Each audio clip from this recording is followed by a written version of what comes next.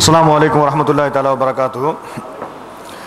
இந்த 2 நாள்ல 3 நாள்ல அவர் தலைவரை பொய்யர்னு நிரூபித்தோம்.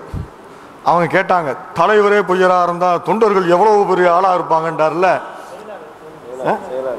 அதான் தலைவர் செயலாளர் எல்லாம் ஒன்று தானே. அந்த தலைவர் வருவார், அமீர் வருவார்னு ஆளே காணோம். அவர் வந்தார் இன்னும் கொஞ்சம் மாட்டுவார். அதனால் அவர் கூட வரமாட்டேங்கிறாரு. அவரும் வரட்டும். இப்போ தலைவர்னா செயலாளர், தலைவர் பொறுப்பில் உள்ளவங்க அடிப்படையில் தலைவருங்கிறோம். அவர் என்ன செஞ்சார், அவர் எவ்வளியோ மக்கள் எவ்வளி. அவர் இவ்வளோ பொய் சொல்கிறாரு. இந்த பொய்ங்க நிரூபிக்கிறதுக்கு தான் அந்த சாட்சி, இந்த முபாகலா. இதுக்கெல்லாம் முபாகலா சொல்லாமா? சின்ன விஷயமாச்சே. சின்ன விஷயமா இருந்ததுன்னா உங்க ஆள் தானே சத்தியம் செய்ய சொன்னாரு. நாங்களா சொன்னோம் சத்தியம் எடுத்து? உங்க ஆளு தான் சத்தியம் செய்ய தயாரான்னு கேட்டாரு.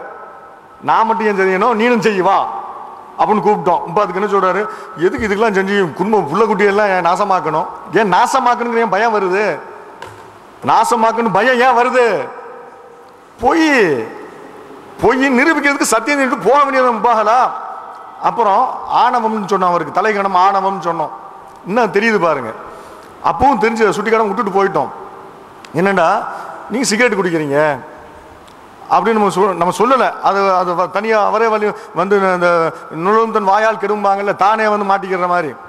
அந்த மாதிரி அவராக சொல்லிட்டு அது ஒரு சர்ச்சையான பிறகு அதை சொல்றாரு, நான் மட்டுமா குடித்தேன், பிஜே தான் குடிச்சாரு, உங்க முன்னாள் பொதுச் செயலாளர் அதுக்காக தான் சொல்லாரு, அந்த குரூப் மாலிமாரும் தான் குடிச்சாரு, நாங்கள் எல்லாம் 4 பேரும் சேர்ந்து குடித்தோம். அவங்க எல்லாம் எந்தெந்த ஊரில் இருக்கிறாங்க, என்னைக்கோ ஒரு தடவை நீங்கள் 1-2 சந்திச்சிருப்பீங்க. 4 பேரும் ஒன்றா சேர்ந்து தான் தம் அடிப்போம். தம் பாட்டி எத்தனை தடவை நீங்கள் 4 பேரும் ஒன்றா உட்காந்து குடிச்சிட்டு இருப்பீங்க?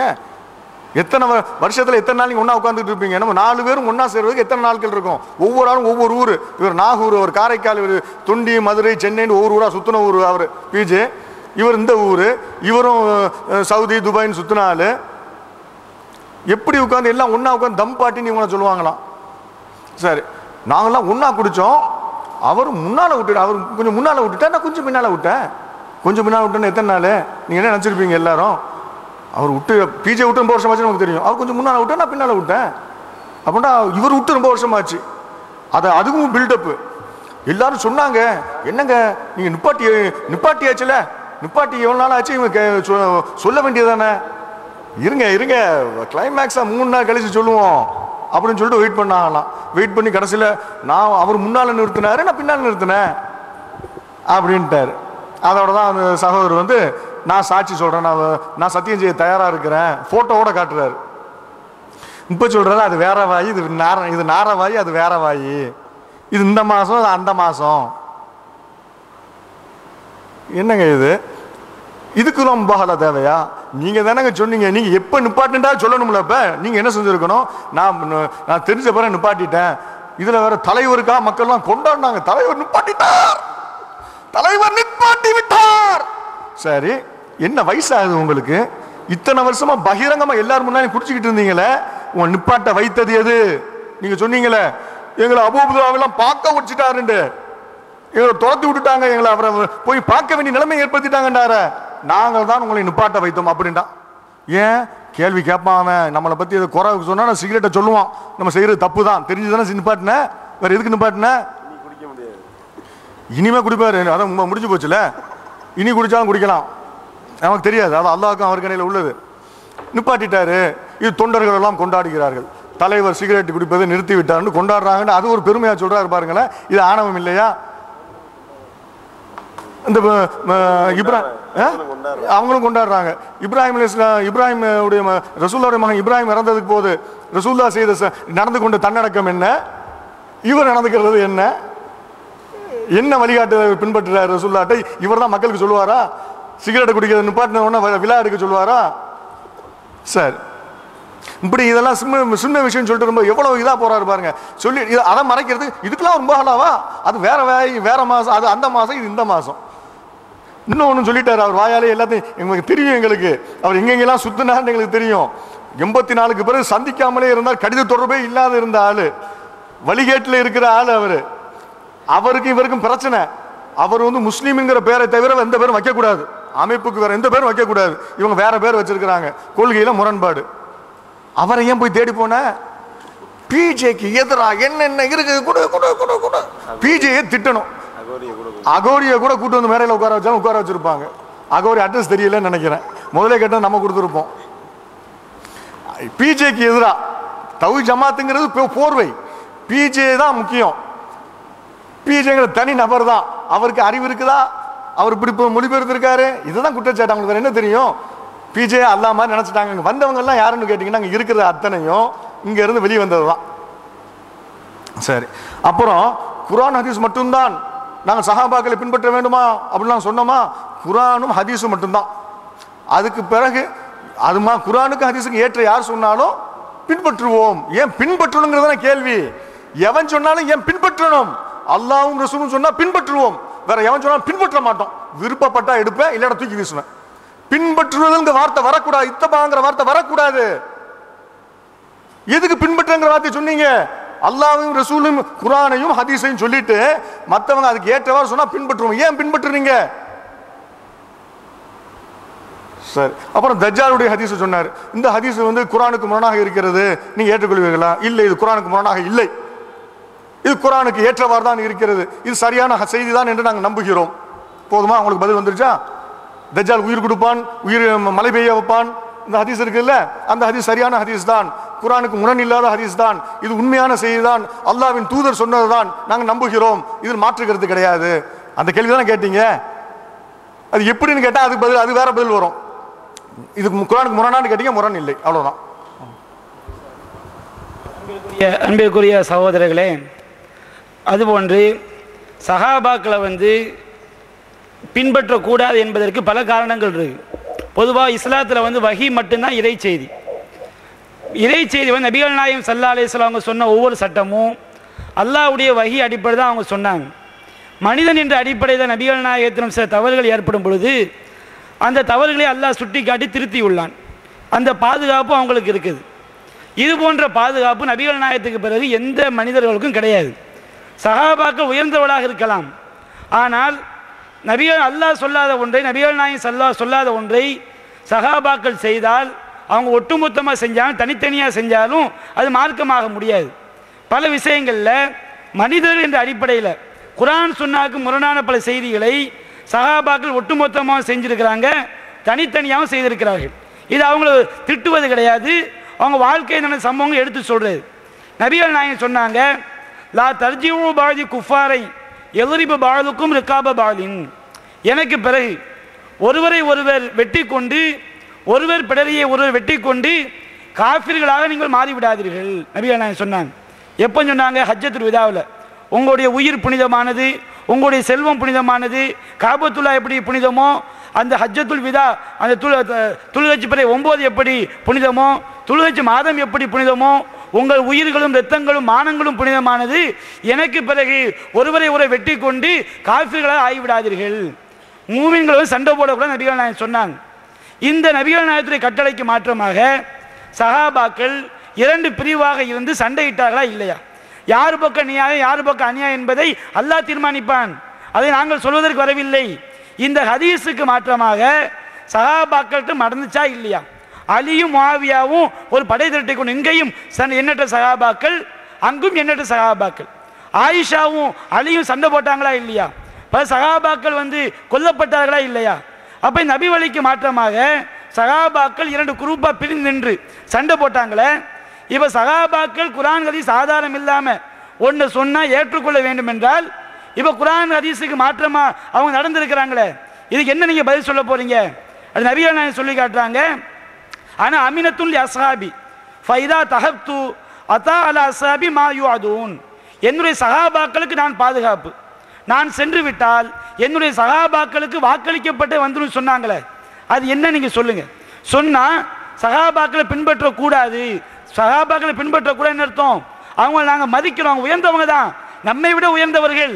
அவங்க குர்ஆன் சுன்னா ஆதாரம் இல்லாமல் மொத்தமாக செய்தாலும் தனித்தனியாக செய்தாலும் அது மார்க்க ஆதாரமாக எடுக்கக்கூடாதுன்னு நாங்கள் சொல்கிறோம்.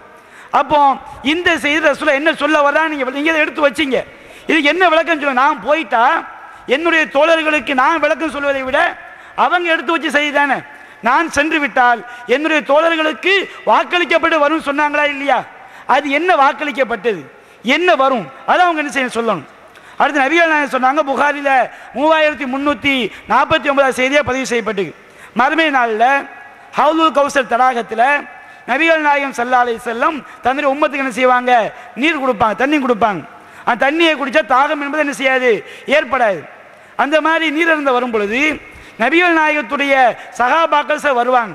நபிகள் நாயகம் சொல்றாங்க, ரிஜாலும் மிம்மன் சாகபனி, என்னோடு தோழமை கொண்ட சில மனிதர்கள், யார் கிடையாது, பின்னாடி வந்தவங்க கிடையாது, என்னோடு தோழமை கொண்ட மனிதர்கள், ஆரிஃபுகும், நான் அவர்களை அறிகிறேன், வஹும் யஅரிஃபூனனி, அவர்களும் என்ன செய்வார்கள், அறிவார்கள்.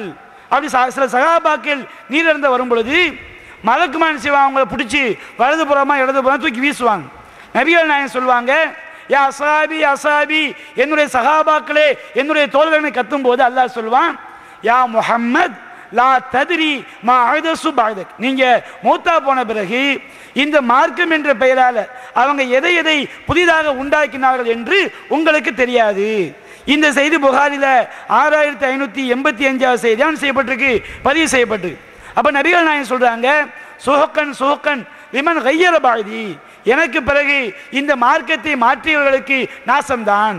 இப்போ நாம் என்ன கேட்குறோம், சகாபாக்கள்கிட்ட அவங்க உயர்ந்த மனிதர்களாக இருந்தாலும் அவங்க பல மார்க்கத்துக்கு எல்லா சகாபாவும் கிடையாது, யாரும் நம்ம பிரித்து பார்க்கவும் முடியாது. அப்போ நபிகள் நாயகம் சொல்கிறாங்க, எனக்கு பிறகு மார்க்கத்தில் பல விஷயங்களை உண்டாக்கினார்களே அவர்களுக்கு நாசம்தான். அப்போ சகாபாக்கள் காலத்திலேயே மார்க்கத்துக்கு மாற்றமாக பல விஷயங்கள் செய்யப்பட்டிருக்கு, உருவாக்கப்பட்டிருக்கு. அப்போ அவங்க செஞ்சது குரானுக்கு ஒத்தது தான், எதிர்ப்பானதான் எப்படி கண்டுபிடிக்க முடியும்? குரான் சுன்னாவில் இருந்தால் ஒரு ஆள் செஞ்சது சரி தப்பு நம்ம வாதிக்கலாம். அப்போ குரான் சுன்னா இல்லாத விஷயத்தை யார் செய்தாலும் மார்க்கமாக முடியாது. அடுத்து நபிகள் நாயகம் சொன்னாங்க, இந்த செய்தி முஸ்லிம்.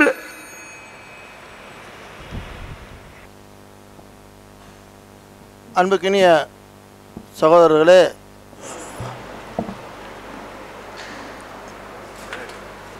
இந்த புத்தகத்தில் நம்முடைய உள்ளத்துக்கும் உணர்வுகளுக்கும் தோள்களுக்கும் முடிகளுக்கும் கட்டுப்படவில்லை என்று சொன்னால் அதை விட்டு தோரமாக போயிடணும் அப்படின்ட்டு இருக்குது. இந்த உங்களுக்கு ஒத்துக்கொள்ளுமே ஆனாலுங்கிற வார்த்தை சகாபாக்களுக்கு மட்டும் பொருந்துமா அல்லது இன்றைக்கி உள்ள ஜமாத்துகளுக்கு பொருந்துமா அல்லது ஒவ்வொரு தனி மனிதர்களுக்கும் பொருந்துமாங்கிறத சகோதரர்கள் தெரியப்படுத்தணும். ஏன்னு சொன்னால் குரானுக்கு முரண் சொல்லி தங்களுடைய பகுத்தறிவுக்கு முரணாக உள்ள செய்தியைத்தான் அவங்க குரானுக்கு முரண் சொல்கிறாங்களே தவிர என்ன பண்ண மாட்டேங்கிறாங்க, அதுக்கு இந்த செய்தி ஆதாரமாக இருக்குது அவங்க போட்டுக்கிறது.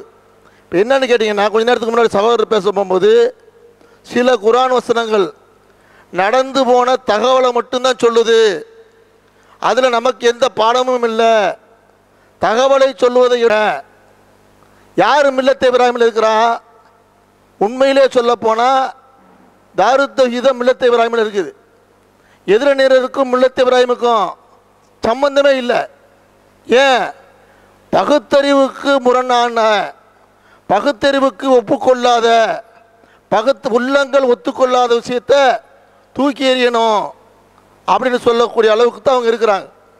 இது இவங்க மட்டும் சொல்லலை, நம்ம சகோதரர் பிஜே அவங்க கூட ஒரு இதில் பேசும்போது சொல்கிறாங்க, ஒரு ஹதீஸை சொல்ல போகும்போது சூரியன் கிழக்க உதிச்சு மேற்க மறையுதுங்கிற ஹதீஸை பற்றி சொல்ல போகும்போது அவங்க என்ன பண்ணுறாங்க, சர்க்கரையை நாக்கில் போடுறோம் இனிக்குது, அது கசக்குதுன்னு சொன்னால் புத்தி கெட்டுப்படுவான்.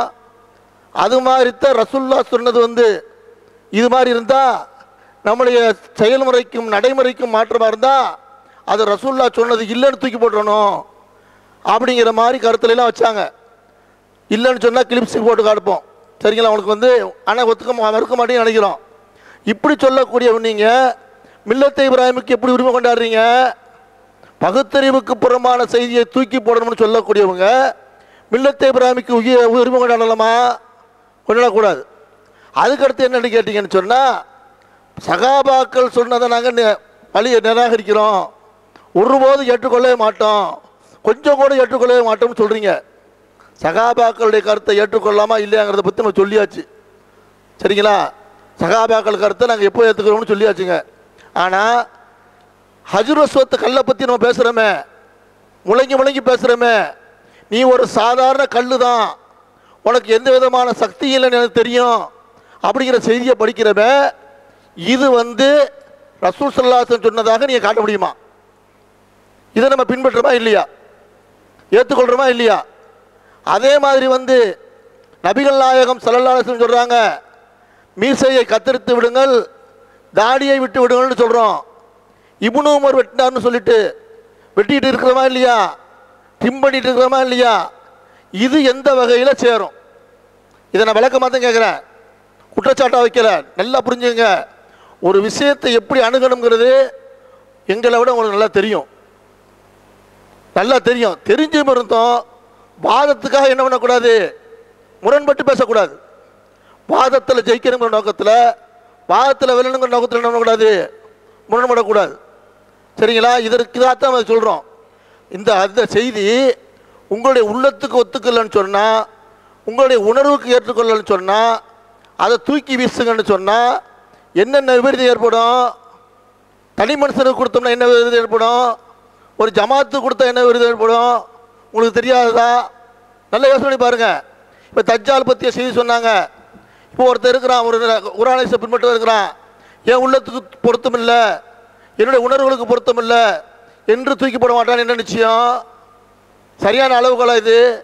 அது மாதிரி ஃபஜ்ர் தொழுகைங்கிறது யாஜூஜ் நம்ம உங்களை சொல்லலை, நீங்கள் ஃபஜ்ர் தொழுகை உணர்வுக்கு மாற்றம் சொல்ல மாட்டீங்க. ஆனால் உணர்வுக்கு மாற்றமாக இருக்குன்னு ஒருத்தர் சொன்னான்னு சொன்னால் அது என்ன பதில் தர்றது?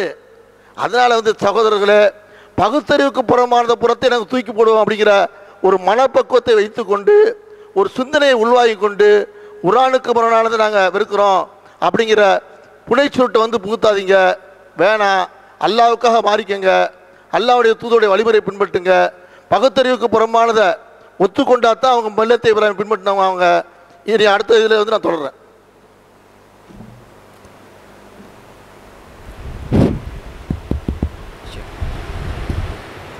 அஸ்ஸலாமு அலைக்கும் வரஹ்மத்துல்லாஹி வபரகாத்துஹு. பிஸ்மில்லாஹிர் ரஹ்மானிர் ரஹீம். வகுல் ஜாஅல் ஹக் வ ஸஹகல் பாத்தில் இன்னல் பாத்தில கான ஸஹூகா. அன்புக்குரிய சகோதரர்களே, அல்லாஹ்வுடைய நல்லடியார்களே, இப்போ நான் ஒரு குர்ஆன் வசனத்தை உங்களுக்கு ஓதி காட்டினேன். என்னது? வகுல் ஜாஅல் ஹக், நபியே சத்தியம் வந்து விட்டது, அசத்தியம் அழிந்து விட்டது அப்படின்னு சொல்லுங்க. நிச்சயமாக அசத்தியம் அழியக்கூடியதே. இது அல்லாஹ் குர்ஆனில் சொல்கிற வசனம். இதை எப்போதுமே நம்ம ஆரம்பிக்கும் போது ஓதிட்டு தான் இதை ஆரம்பிக்கிறோம். இதை நம்ம சொன்ன உடனே சகோதரர் சயீத் இப்ராஹிம் பேசுகிற பொழுது பேசுகிறாரு, நம்மளை பொய்யர்ன்னு சொன்னார். யார்? என்ன? அவர் பொய்யன் அப்படின்னு சொன்னார். சரி, நான் இந்த குர்ஆன் வசனத்தை ஓதணும்னு பார்த்தீங்களா? சத்தியம் வந்து விட்டது, அசத்தியம் அழிந்து விட்டது. அதை நான் ஓதி காட்டினேன். இந்த குர்ஆன் வசனத்தை ஓதி அவர் சொல்கிறாரு, பார்த்தீங்களா, நாங்கள் உண்மையாளர்கள், அவங்க பொய்யனுங்கிறத அந்த வசனத்தினூடாக நிரூபிக்கிறாங்க அப்படின்னு சொன்னார். அதை மொழிபெயர்க்கும் போது ஒரு தவறு விட்டுட்டார். என்ன தவறு விட்டார் தெரியுமா? வகுல் ஜா அல் ஹக், நபியை சொல்லுங்க உண்மை வந்து விட்டது அப்படின்னு மொழிபெயர்த்துட்டார். அன்புக்குரிய சகோதரர்களை, கடுமையாக நீங்கள் தடுமாட்டத்தில் இருக்கீங்கிறது உங்களோட ஒவ்வொரு பேச்சிலையும் விளங்குது. நம்ம எத்தனையோ கேள்விகள் அள்ளி வீசினோம், அதுக்கு பதில் சொல்லலை. ஹக்குக்கு பல அர்த்தங்கள் இருக்குது. அரபுல ஒரு சொல்ல பொறுத்த வரைக்கும் பல அர்த்தம் இருக்கும். ஆனால் இங்கே அல்லாஹு தாலா உண்மை வந்து விட்டதுன்றா சொல்கிறான். குல் ஜா அல் ஹக், சத்தியம் வந்து விட்டது. என்னது? சத்தியம் வந்து விட்டது, அசத்தியம் அழிந்து போய்விடும் என்று அல்லாஹ் சொல்கிறான். உண்மை வந்து விட்டது, பொய் அழிஞ்சிருமெண்டா சொல்கிறான் அல்லாஹு தாலா. நல்லா புரட்டி பாருங்க குர்ஆனை. அப்போ ஏதோ கிண்டல் பண்ணுறோம், நையாண்டி பண்ணுறோம்ட்டு அவங்களே மூக்குடைஞ்சு போகிறத நம்ம பார்க்குறோம். சரி, அதை விட்டுருவோம். அடுத்தது, நம்ம இதுவரைக்கும் எத்தனை கேள்வி வச்சோமுங்கிறத அவையோரே தெரிஞ்சு கொண்டு நீங்கள் கேள்வியை கேளுங்க. விவாதம் முடிஞ்ச பின்னாடி போவாங்கல்ல, அங்கே போய் கேளுங்க. இத்தனை கேள்வி சொல்கிறாங்களே, ஏன் அப்பா பதில் சொல்கிறீங்கல்ல? நான் சொல்லியே பதில் தர்றாங்கல்ல, நீங்கள் கேட்டாவது ஏதாவது வருதான்னு பார்ப்போம், ரோசமாவது வருதான்னு பார்ப்போம். எத்தனை கேள்வி சகோதரர்களே வாய்ச்சிக்கிட்டே இருக்கிறோம் ஒவ்வொரு அமர்வுலையும். இந்த கேள்வியை வைக்கிற ஆதாரம் தாங்க, ஆதாரம் தாங்க, ஆதாரம் தாங்க, ஆதாரம் தாங்க, நாக்கு செத்து போயிடுச்சு. நான் இதை திரும்ப திரும்ப சொல்ல மாட்டேன். ஆனால் எப்படியோ ஜமால்டிங் அக்கா சொல்லிக்கிட்டே இருக்கிறார். இவ்வளவு கேள்வி வைக்கிறோமே, கொஞ்சம் கூட ரோஷம் வர வேண்டாமா? நான் கூட இவங்களை எப்படி நினைச்சேன் தெரியுமா? இவங்க குர்ஆனுக்கு முரண்படும் ஹதீஸ் என்று எத்தனை ஹதீஸில் மறுத்துக்கிட்டு போகிறாங்களே, இந்தியாவில் ஒருத்தனுக்காவது நாதி கிடையாத அந்த தலைப்பில் இவங்களோட விவாதம் செய்கிறதுக்கு அப்படின்னு நான் யோசித்தேன். எப்போ நாட்டில் இருக்கும்போது இந்தியாவில் ஒரு ஆலிமாவது இவங்களோட போய் விவாதம் செஞ்சு இந்த கொள்கை தவறுங்கிறத நிரூபிக்க மாட்டாங்களா அப்படின்னு நான் யோசித்தேன். ஏன் போகாமல் இருக்கிறாங்க? ஏதோ இவங்ககிட்ட நீ சரக்கு இருக்குதோ அதுக்கு பயந்துக்கிட்டு இருக்கிறாங்களோ இமாம்கள் அப்படின்னு பார்த்தா, இப்போ இந்த சிடி அவுட் ஆகிட்டுன்னு வைங்க, இந்த விவாதம் ஆபீஸை மூடிட்டு ஓடிடணும், தலைமையத்தை மூடிட்டு. அத்தனை விவாத கடிதம் வரும். சரக்கே இல்லை. எத்தனை கேள்வி வாசிக்கட்டுமா? கேள்விய அவர் வாய்ச்ச கேள்வி வேற, மற்றவங்க பேசினதுலேருந்து கேள்வி எடுத்தார். நான் மட்டும் கேட்ட கேள்வியை பாருங்க அன்பார்ந்த சகோதரர்களே, கிட்டத்தட்ட 18க்கு மேற்பட்ட கேள்வியில் வச்சிருக்கிறேன். அப்போ எல்லாருமே கேட்ட கேள்வியை தொகுத்தா எத்தனை வரும்? 40-45 கேள்விகளை தாண்டும். நான் கேட்டதில் ஒன்றுக்காவது பதில் சொல்லலை. வியாக்கியானம் செய்கிறாங்க, சொல்லுக்கு விளக்கம் சொல்கிறாங்க, ஹதீஸ் கலையை பற்றி பேசுகிறாங்க. கொஞ்ச நேரம் 2-3 அமர்வு இதிலே ஓடுனுச்சு. எதில்? சபீலுல் மூமினின்ல சஹாபாக்களுக்கு விளக்கம் சொல்லிக்கிட்டு இருக்கிறாங்க. நம்ம என்ன கேட்டோம்? புஸ்தகத்துக்கு, அப்பாஸிலிட்ட புஸ்தகத்துக்கு விளக்கம் சொல்லுங்கன்னு சொல்லலை. குர்ஆன்ல பிஜேல தர்ஜுமா 2வது பொலண்டு ஒத்துக்கிறீங்க, அதை மக்களுக்கு அறிவிப்பு செய்கிறீங்களான்னு கேட்டோம், அதுக்கு பதில் சொல்லலை. அல்லது அதை எரிச்சுடுறோம் அப்படி என்றாவது ஒத்துக்கங்கன்றோம், அதுக்கும் பதில் சொல்லலை. சரி, முஷ்ரிக்குக்கு ஆதாரம் கேட்டோம், முஷ்ரிக்குக்கு ஆதாரம் தரல. அதே மாதிரி நீங்கள் மறுக்கிற ஹதீஸில் வார அறிவிப்பாளர்கள் அவர்கள் அறிவிக்கக்கூடிய மற்ற செய்திகளை நம்ம எடுத்துக்கலாமா? நீங்கள் எடுத்துக்கிறீங்களே, எப்படி எடுத்துக்குவீங்க? அந்த சஹாபாக்கள்ல சந்தேகத்தை உண்டு பண்ணுகிறீர்கள் அப்படி என்று வச்சோம், அதுக்கு உருப்படியான பதில் சொல்லலை. சரி, உங்கள் பார்வையில் இமாம்கள நிலைமை என்னன்னு கேட்டோம். இமாம்கள் சுவர்க்கவாதிகளா நரகவாதிகளா? இமாம் புகாரி சூனி ஹதீஸை கொண்டு வந்திருக்கிறாரு, இமாம் முஸ்லீம் பல இமாம்கள் அதை பதிவு செய்கிறாங்களே, இந்த இமாம்களுடைய நிலைமை என்ன? அதுக்கு ஒரு வாதம் வச்சாங்க. என்ன தெரியுமா? இமாம்கள் நம்பாம பதிவு செஞ்சிருக்கிறாங்களா? சூனியத்தை இமாம் புகாரி நம்பாம பதிவு செஞ்சிருக்கிறாராம். அப்ப ஏன் சஹீஹுல் புகாரி என்று பேர் வச்சாரு? ஏன் அந்த புத்தகத்துக்கு சஹீஹுல் புகாரி என்று பெயர் குறிப்பிடப்படுகிறது? சிந்திச்சு பாருங்க சகோதரர்களே. அர்த்தம் இல்லாம, விளக்கம் சொல்ல முடியாம வார்த்தையை விட்டுறாங்க. முந்தி வார்த்தையை விட்டுட்டு தான் யோசிக்கிறாங்க, ஆஹா மாட்டிக்கிட்டோமே,